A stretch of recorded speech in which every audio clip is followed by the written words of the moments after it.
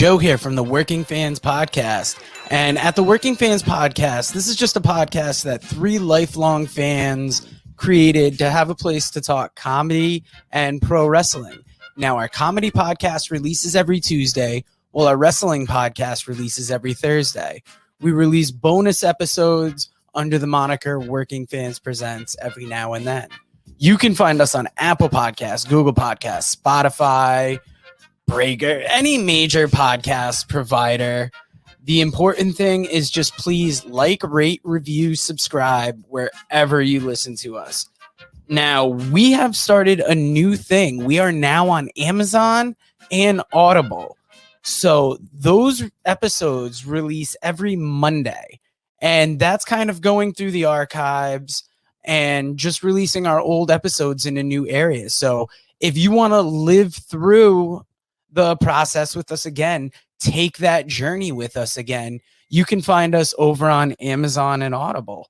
Now, if you can't get enough of us in the audio form, check out our YouTube. It's youtube.com/C/Working Fans Wrestling Pod, or just search Working Fans Podcast on YouTube. We have the whole archive is up there. And if you listen to the Working Fans Podcast, you are more than familiar with the 531. That is our signature segment where we take your top 5 lists on a particular subject, vote it down to a top 3, and then debate it down to a top 1. Now, guys, if you want to hear 3 guys talk shit about comedy, wrestling, life, anything, you will enjoy the Working Fans Podcast.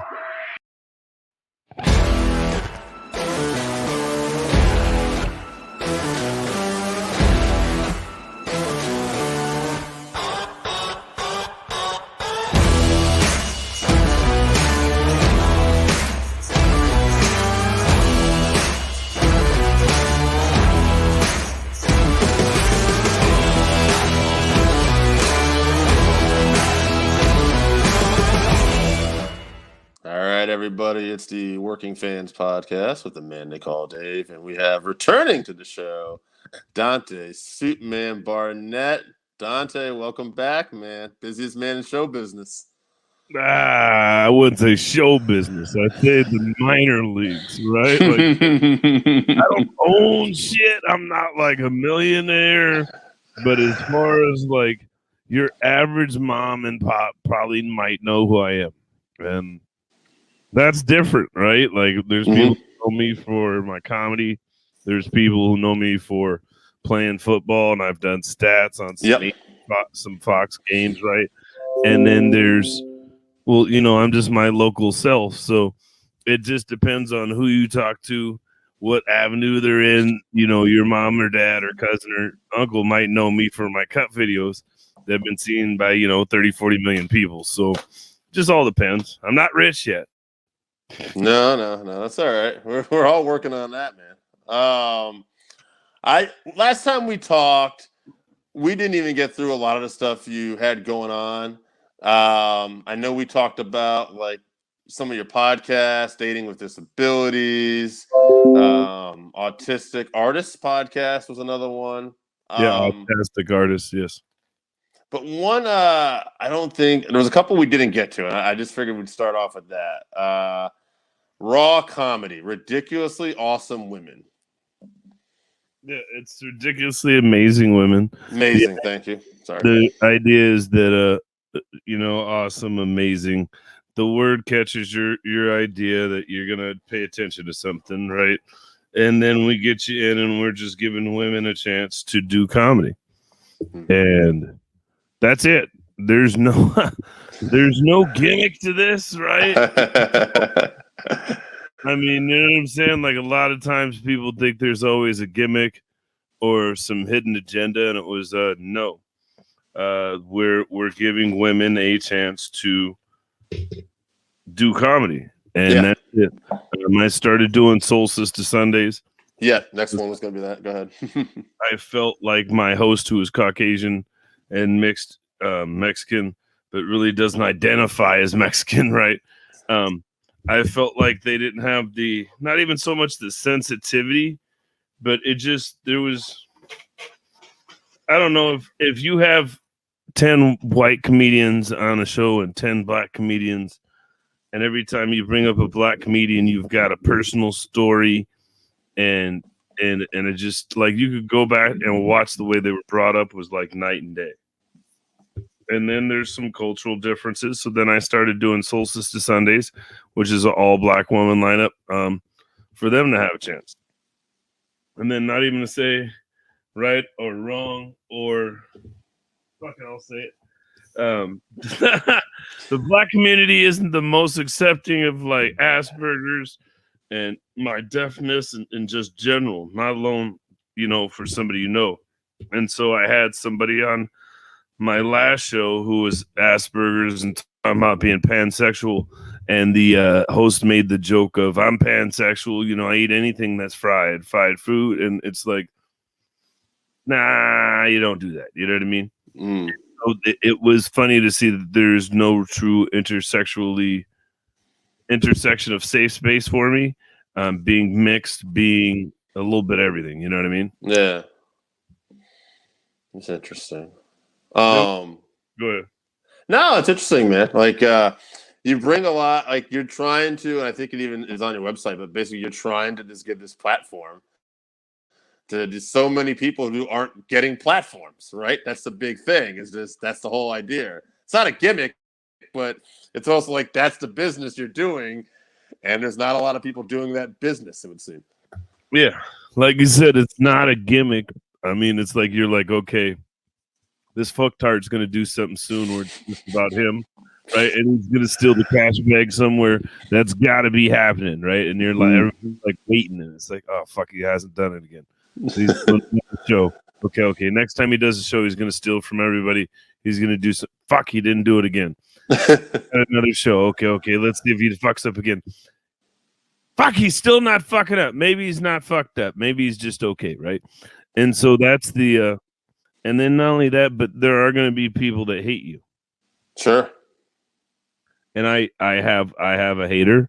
I have somebody, the person that I started doing Raw with, no longer wanted to be associated, started doing some of their own things.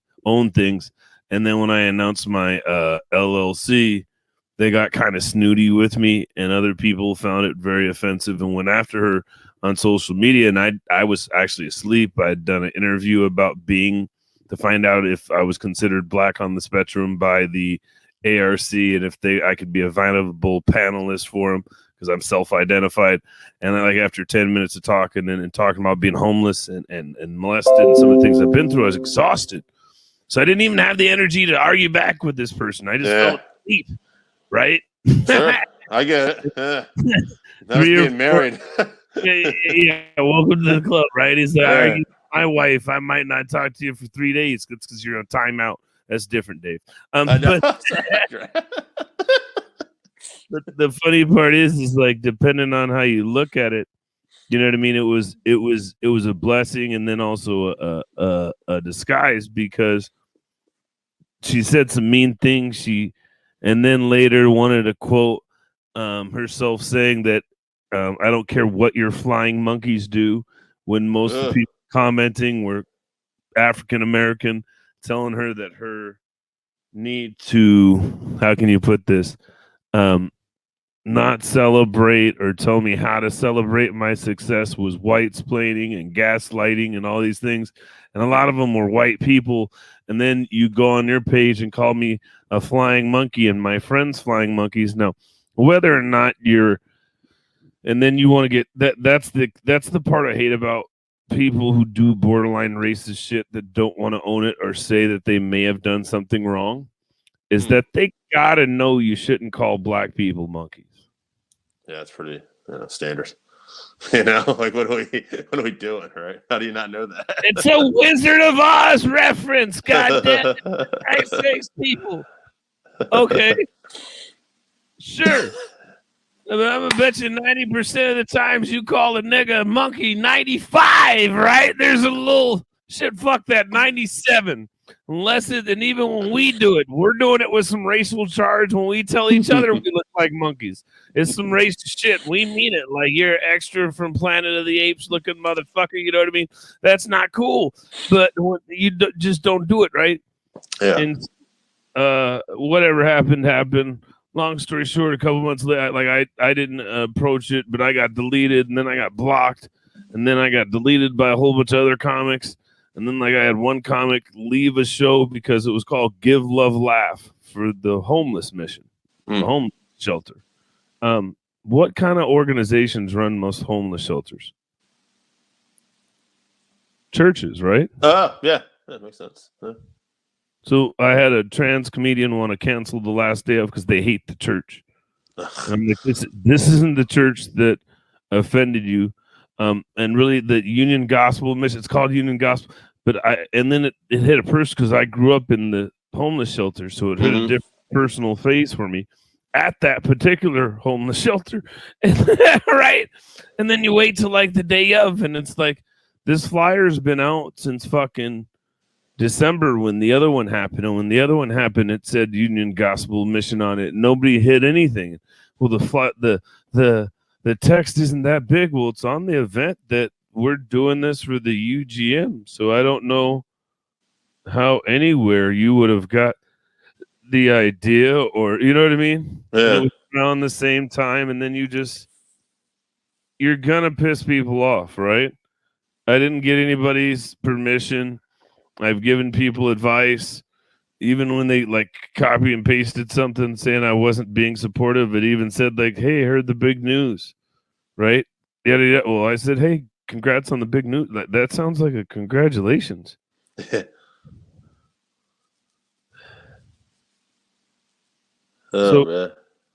It's how can I put it? You're always going to get some haters. Yeah.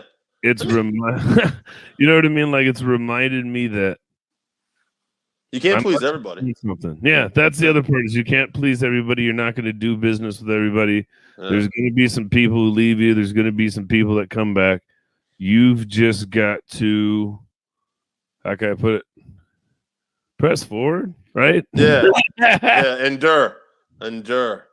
All right, you got to endure to a certain point, don't you? Like, I was just talking to someone about this, like some shit they went through when they're growing up, and it's like just to endure sometimes, the bullshit, right?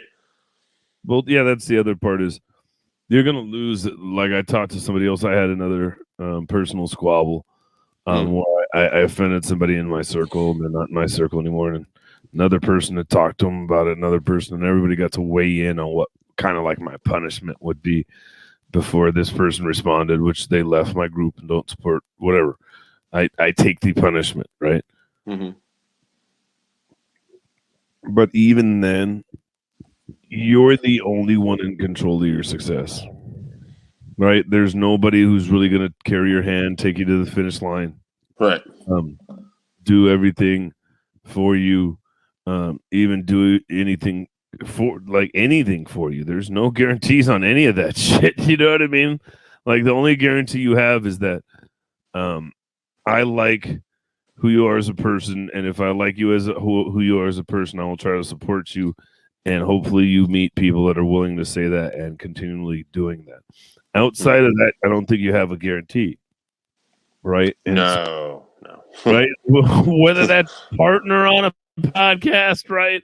Whether that's the guy who's funding the podcast, right? That's all life. Yeah. Right. So it's been a reminder that I am Suitman. Right. This isn't Suitman. This isn't. I'm not Professor X, right? With the X-Men, right? With the right. I've got to be not only accountable, but motivational to who I want to be. And like, even watching your podcast, and I grew up loving wrestling and different types of wrestling, so I'm all excited to talk about parts of it. But like, some people are like, well, what's your favorite match of all time? It was when Ultimate Warrior beat Hulk Hogan. Yeah, that's good, man. I like that. And that's a David Goliath matchup, and Ultimate Warrior said nothing ever. You know what I mean? Like, all he fucking did was cocaine, hookers, and steroids. You know what I mean? And wrestled in between doing, right? But not only that, but just the old adage of you get it done. Mhm. And then it's not always this showmanship. It's just getting it done. And I look around my room right now, and I was on Amazon Prime the other day, and I'm using it as we talk. And I don't know if you use the video or not, but I got a massager, right? Oh, nice. Now I blew my hamstring again, Oh. right? So I'm trying to get back in shape. Like I put it on the second setting, and I was like, "Ooh, that hurts." The first setting didn't hurt. The second setting, not so much. The third one hurts. I don't even know if this is the right tip. Never mind. We'll just focus on the interview, right? I guess they're not going to get my massage, but the point of telling you that is, I try to go look for other stuff, and there was nothing else I want or needed. Yeah. I wanted to ask you before I forget, because we'll go a lot of different directions here. Oh yeah, But oh yeah. What do you think right now? Because you have so many different projects. And I'm not saying in a bad way or a good way, but what takes up the most of your actual time, you think? Nothing now. It's like a well-oiled machine. Wow. My personal life has been taking up my time, so I haven't been focusing on the things I probably need to focus on most, like booking shows and advertising. So I may not get the results I want at my live show, but I did do the posters, and the posters got seen somewhere else, right? Mm-hmm. And so when you're doing things like that, you're gonna find some success, but are you gonna find the success you want? Right. And so my biggest thing taking up my time has been trying to spend time with a possible companion, go out and enjoy this hot weather, right? I think I got my COVID shot the other day. Oh, yeah. How was that? I've been out of it the last 3 days. I haven't even really slept that great either, but the combination of the two isn't the best, but it really kicked my ass Saturday. But it's just, am I going to be able to give an hour to myself every day? And that hour isn't giving it to relax. It's am I going to push this flyer? Am I going to post this video? Am I going to book this show? Am I going to make this event? That's what's going to keep me going. And then the minute I let off the pedal for a day or two, the minute I'm not making the videos, the minute everything seems to fall apart. Yeah. And so I think that's the thing, is the biggest thing taking up your time is going to be your own procrastination of your goals. It's yes, like a lot of people ask why I want to get on podcasts or do shows like this. It's to remind myself what I'm trying to do. Yeah. I came home today straight from work, grabbed a sandwich, and got in front of the computer to do your podcast. Yes. Which means I end up doing what when I get done? Continuing to work on the computer, build some events, do some shows, get some flyers out, do some marketing, right? And find time to do laundry and the other bullshit that has to go on in your life too. And that's the other part but not only that, but telling myself that's what I have to do. Mm-hmm. We got a show tomorrow on Wednesday, right?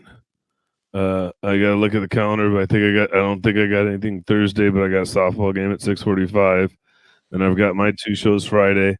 And so do I try to get some more posters hung up on Thursday for the show Friday? That may not be a bad idea, right? Especially with it being hot in Seattle, right? And so, or are you going to get a walk traffic? Are we going to get online and start sharing? So, those are all things I'm about to do. Get online and share this event and start getting it going and sharing it everywhere. And then I've got a new venue that holds 150 right now. So that's $1,500 in pre-sale. If we sold them all out, that's a little bit of chunk of change. Nice. Now we can pay everybody and make some money. So you're going to get some, but it's also July 3rd and it's short term and they've never had comedy before. So are they going to do their job and get me 30? Because you're a club, they're a nightclub. They should be able to get 20 or 30 people to come to the comedy show. Right. You get 20 or 30, or I get 20 or 30. Now we're at 40 to 50. That's not a bad first night. If you guys can't get in 20 to 30, then why are we doing this? Now you said something there. So by doing all these podcasts, by doing all these shows, by doing that, it kind of helps keep you focused. Then. You're fucking right. Yeah. I did a Black on the Spectrum podcast, right?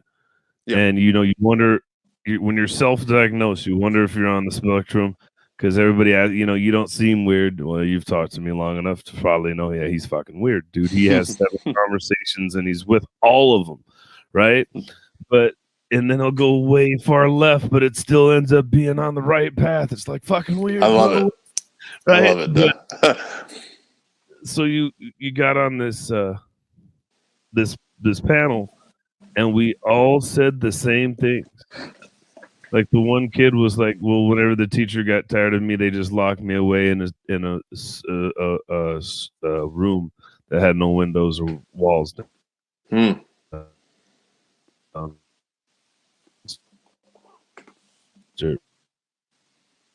or whatever. I'm like, how the fuck are you locking in a room? Right? Does that even seem right? But yet I can remember being at supportable classes and all these different things and being with all these weird fucking kids that weren't even able to do their work. But the difference between me and them is I could do my work. Right. I just couldn't handle people talking to me a certain way or adults talking down to me. I talked down to them back, and now I'm an asshole and I'm out of school, but you still have a job. But you just instigated or antagonized a kid. And I'm not threatening. Yeah, I beat up a ton of kids. They'd be calling me N-words and all kinds of shit. I can remember thrashing a kid for calling me N-word. He's fucking 4'6". I'm 6 foot in 5th grade. Maybe somebody should have told that kid it's not a good idea. Yeah. Figured it out. Yeah. So it was weird to be on this panel and hear all these different black autists who are all now adults and some around my age or younger, some diagnosed as children, some not, and our stories to be so similar. There was a sense of kind of like belonging, right? Yeah. And then, but who's the voice of black autism? Like you've got Sheldon, you've had Corky, you've had all these, disabled Caucasian people on television, right? But it's like, what have we had? Yeah.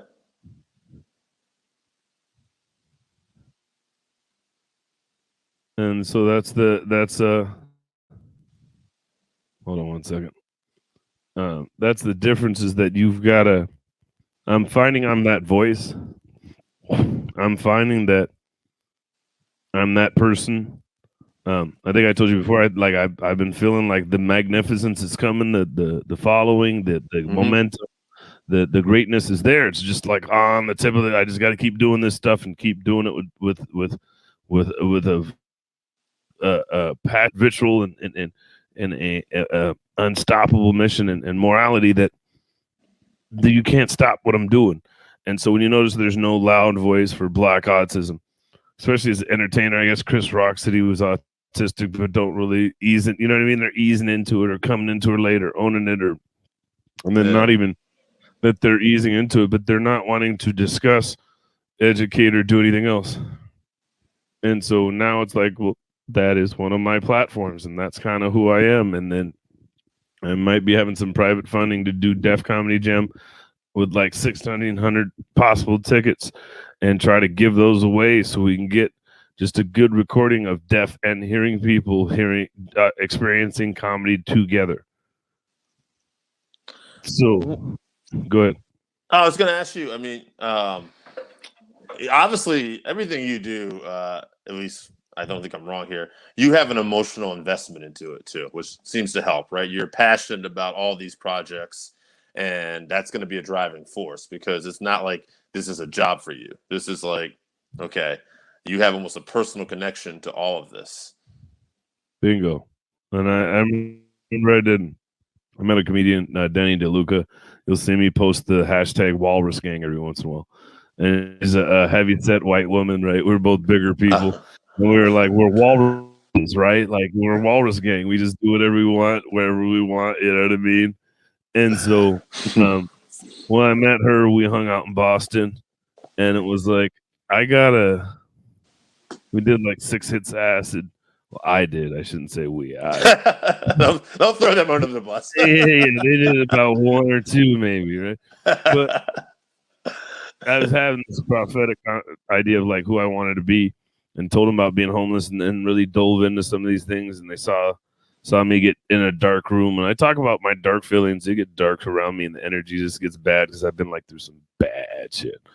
And you don't talk about certain things or understand certain parts of life unless you've been there.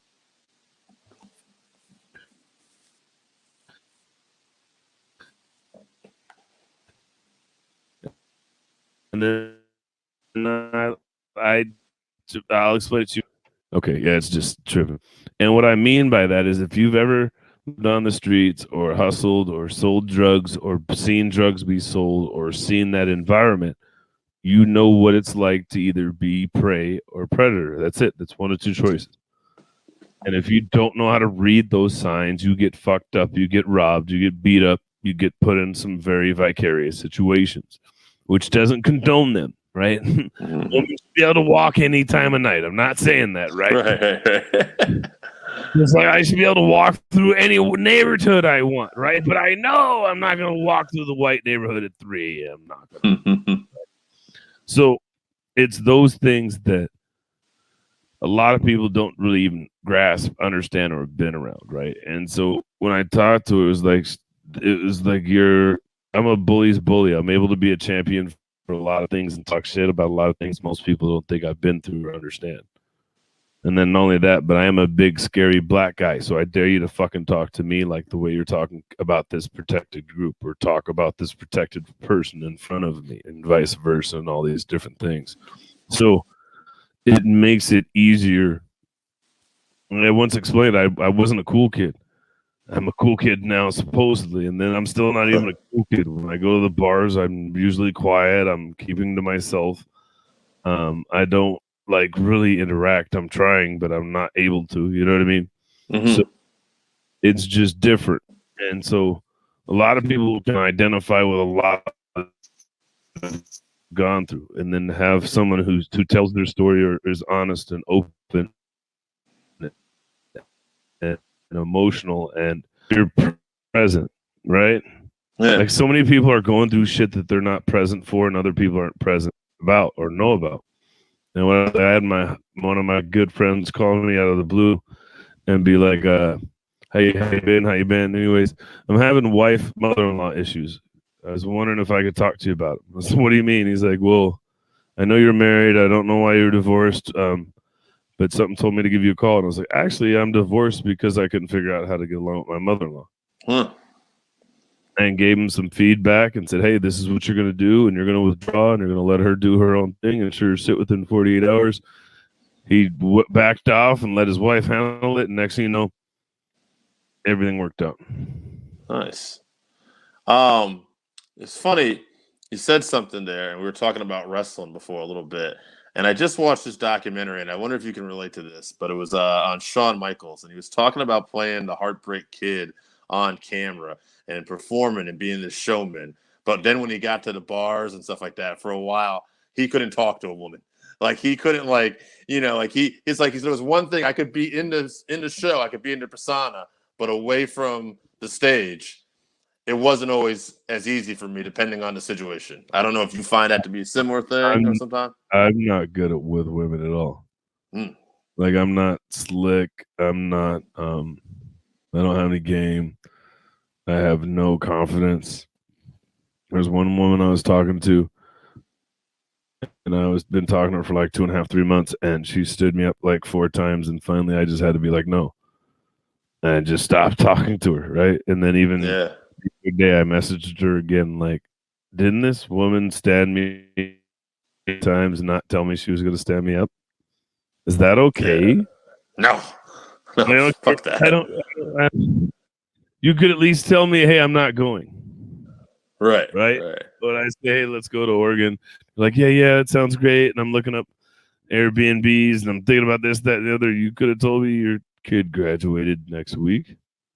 Like, you knew your kid was graduating this coming weekend, right? You knew that. Like, if you didn't, something's wrong. You should have known that. Right. So I know you knew that, right? So you could have just said, hey, it's probably not going to happen this weekend. You know, I hate to be blowing you off, but then also I think the first time we were supposed to hang out, she blew me off. Not even think. I know the first time we were supposed to hang out, she blew me off. and I let it go and I let it slide. And she told me, "Yeah, you're totally right. You should be mad and all these different things, and I'd be mad too." And I was like, "Yeah, but you still did it." Right. That's it. Yeah. And then you keep doing it. And so at some point I've told you that like this is okay. And then you think that this is the type of person I am. And then even with like the person I was talking to now, they I'm not confrontational. Right? Because I'm not really allowed to be, right? And so when you're not confrontational, right? What do you do when somebody pisses you off or really does something to make you mad? I mean, usually it's either like passive aggressive behavior or you just avoid the confrontation altogether. I don't know. Right? No, I'm just saying, you know what I mean? Yeah. And so this is where, okay, you've got a total point. We're agreeing, right? Basically, you're fucked, but there's no, how can I put this? There is no way to get somebody to really understand who you are and to really let them piss you off. Because then all that passive aggressiveness, all that trying to let shit go wears off. And so for me, I'm very, very nice. I don't like to fight. I don't like to yell. I don't like to do any of those things. And so when I finally get pushed there and I go there, now I'm fucking mad and I'm just going to let it all out. And then I'm also not able to move past and understand my worth. And am I really worthy of something more than what I'm getting? And if I am, why am I not going after it? So, yeah, it's easy to be on stage and be Suitman, right? Like, yes. That's the biggest thing I will tell you is yes, it is easy to be Suitman. We got there. It is not easy to be Duante and go tell a woman, "Hey, I think you're cute. Can I get your phone number?" Right.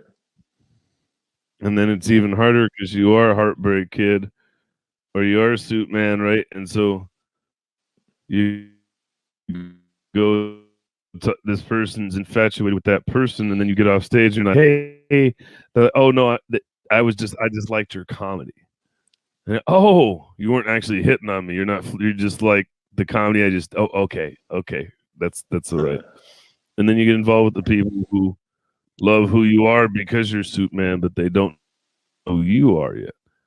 And so that's the like I have to agree with Shawn Michaels. It's when you're a performer, even if you're not, even if we're not saying I'm Suitman, I'm just Duante the comedian. There's still a difference in being that person that's on stage and being sarcastic and being in control and really taking control of everything versus having a conversation and a dialogue and really trying to get along with somebody. Yeah, I never thought about that. You're right. That's interesting because as a performer, wrestling, comedy, you're in control basically in that moment when you're on stage. You know, especially when you start to really get good at your craft. I would imagine you're owning the room, and that's not necessarily as easy in other situations, probably. Yeah, like bitch, I'm talking. Aren't you listening to these jokes? I can do that on stage. Right. Definitely can't do that in the middle of an argument, right?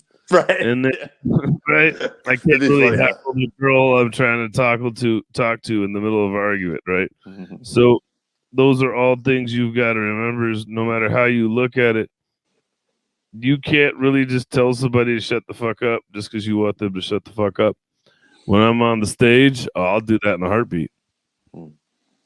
If I don't like what's going on or how it's going or how I will look over and be like, "Hey, I need you guys to shut the fuck up. It's time for us to tell jokes up here."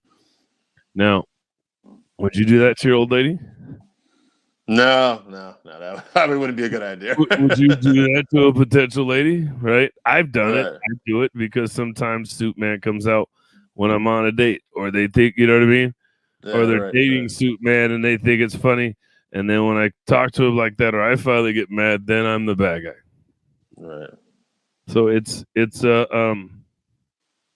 like Shawn Michaels isn't the Heartbreak Kid. Even though I watched Bret Hart say he wants to beat the shit out of him because he lied about taking the champion. You're like, I don't believe Shawn Michaels. He's a fucking troll, right? Like, hey, so what do you got coming up for shows, projects? Fuck everything. Hit me with a few. For those in Seattle, I have live shows once a month at Lo-Fi Performance Art Gallery in Seattle. It's a full bar, 21 and over. That'll be the last Friday every month. So I got one this Friday, and then the first Saturday every month we're doing comedy shows at Stage Seattle, which is going to be a great venue. There, it holds about 150 people. It's a nightclub afterwards. We're really just trying to give them a chance to see comedy. We're just trying to give you a chance to see some of the locals, some of the people I got coming up. And the best part is we're talking like $10 pre-sale, 20 at the door. So there's nobody giving away a decent lineup of comics for $10. Fuck, Zoom shows are charging you more than that sometimes these days. Did you ever end up doing any of those? Oh, I produced a ton of those. I was gonna get to that next. Okay. I said it like that because all my Zoom shows are free. I believe in letting everybody get access to comedy, so I don't charge for my Zoom shows. I know that can be a barrier right now. And then not only that, but most of us as comics don't have. What are you paying for to go to your show? Not much, right? So how are we demanding money, you know what I mean, to be seen? So I like the tip format better. It also gets people out there to see comics. And last Sunday each month, we have Solstice to Sundays. We have that this Sunday. Second Saturday of the month, we have Ridiculously Amazing Women. Next month's Spotlight is one of my favorite shows. It's mixed and misidentified. The What Are You show. We have people.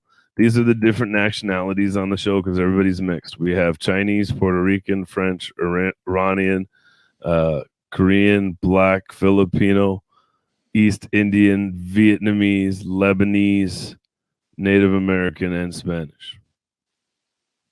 So you've got like good 15 different countries and flags on there. Yeah. That's Norwegian Swedish because I know my actual genealogy and where they came from, right? So it's a chance to see people from all over the country. Most of them are on the East Coast, but some of them, West Coast, some are on the East. We've got somebody coming in from the UK, our openers from New York. Then we got somebody from UK.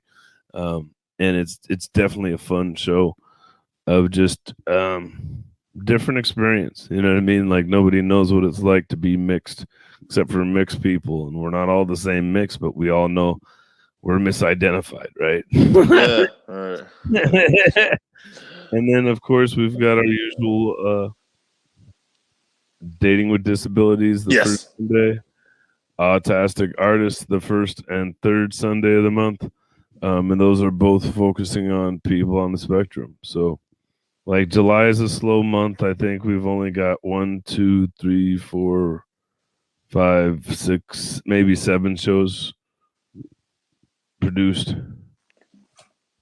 That's it. Now, before I let you out of here, man, are there any goals, like short-term goals, just for like this year, let's say? It was to produce our first show in Canada. I work with a whole bunch of guys in Canada, so my first goal is to take a carload up there and do a Suitman show in Canada and let them come do a show in Seattle. I'm getting to a point where most of my shows have a out of comedian or two doing a guest 5 or 6 minutes every night. So that way you're not only getting the lineup but you're getting people who are traveling from across the country and coming and getting stage time and getting their at bats and being able to say they did Seattle, and you get a little nugget here and there. So it's just really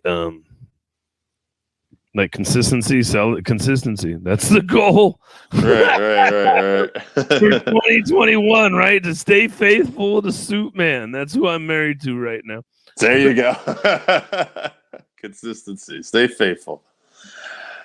All right, Duante. Unfortunately, I'm a shit. I know what that means. Yeah, you're 3.5%, maybe 4. We're at 10, but I don't trust me and you not to go in many different directions. So I was like, no, man, I didn't get my 5 questions. You didn't ask me in my top 5. I'm pissed. Oh, you want? Oh, I could. You know what? We'll squeeze that in. You want to do a top 5? Yeah, Shit. I'm ready. All right, we could do a top 5. Let's well, since you asked me wrestling questions, I'll make it easy for you. Give me your top 5, just favorite. I won't make it too easy. we'll go tag teams. See if you can come up with some tag teams for me. Favorite 5 in no particular order. No particular order. The Hitmen, Bret Hart, and the Hitmen. The Hart Foundation. The Hart Foundation. Jimmy Anvil, Owen Hart, Bret Hart. Right. Yep. Bret Hart's my favorite wrestler of all time, by the way. So we're off to a great start. So we're off to a great start. I'm just gonna let you know I'm a top, not a bottom. Okay. Okay. Well, maybe you're not a receiver. We'll stick with the list. We're not gonna work. We're not gonna be intimate here. All right. No. We're gonna be ethically monogamous or We're whatever. gonna be. This is a business relationship, Duante. I'll promote your shit, and we will. And then I'm off. We'll have some laughs. And then I don't know. I hated the fucking 4 Horsemen. Yeah. I hated Arn Anderson. I did too as a kid growing up. They were the worst. Yeah. I loved Ric Flair. He's great. I hated Arn. Like, he just looked like a racist to me. So like, especially they're called the Horsemen. Like, you knew Ric Flair was doing cocaine. You'd have a black lady on his arm every once in a while, and he didn't mind his Negro women. Right? But Arn Anderson looked like he'd be pissed every time a black person would wrestle him. He'd bring it just a little bit more. He looked like he used the N-word behind stage. But we're talking about the ones I like, so we'll go Bushwhackers. Bushwhackers are good. Road Warriors. Yes, I thought you'd have to have them on there.